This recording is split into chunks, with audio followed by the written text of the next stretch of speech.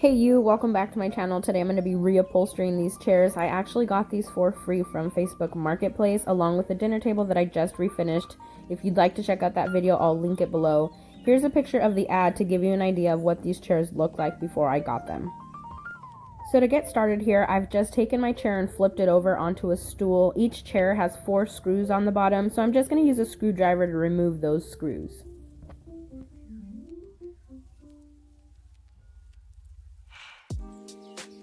Alrighty, I'm just going to go ahead and lift that frame off of the cushion, and we're going to go ahead and get started on tackling these staples. And believe me, there's a lot of staples. Now, don't be afraid to use what you have on hand. Here I'm using a plain old chisel because the tip happens to be very thin, which helps me get under those staples. However, you could use a flat screwdriver if you have one, or even a staple remover. As you can see, we're using our finger to help stabilize the staple in order to get it out evenly. What happens when you don't do this is that the staple will stay embedded on one side and you might have to use pliers to lift out the other side. So by using your finger and applying a little bit of pressure, you're able to get that staple out more evenly.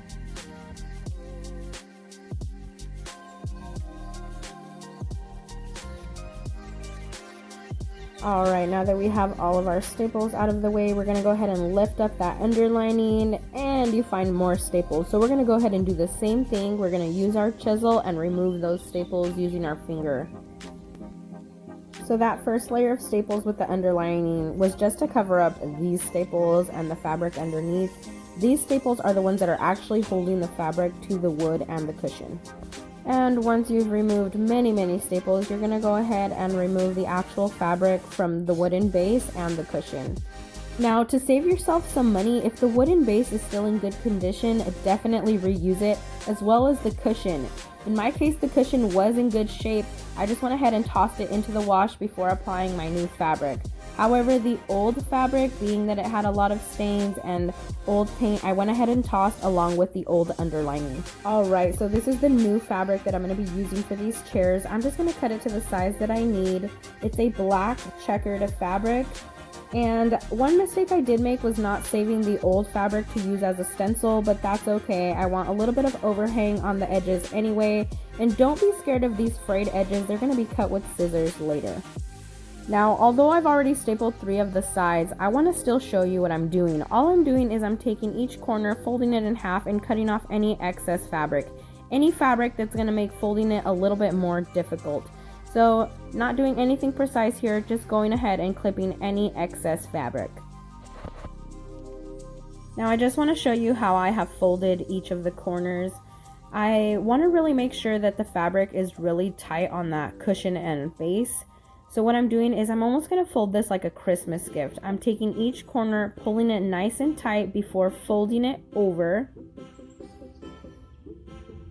Once I have folded it over, I'm going to go ahead and tuck in that corner just so that it's a little bit neater. And it's almost going to make like a triangle. And I'm going to pull that triangle just up nice and tight and then staple it into place. So once again, we want our fabric to be really tight on there, and I'm going to go ahead and do the same thing on the other corner before stapling the center of the fabric.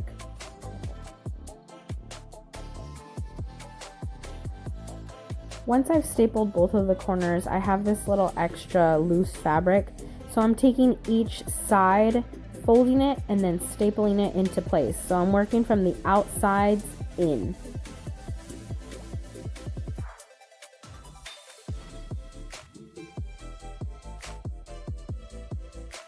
Now that I've done this, it's a little bit tighter and neater, so the only thing left to do is to staple it right in the center and then on either side.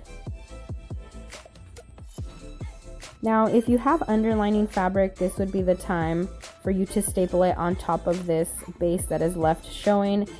The underlining fabric is basically a dust cover, mostly for aesthetics. In my case, I didn't go out and buy any extra underlining fabric. I'm just going to leave my chairs as is. And here they are. Here's the finished product.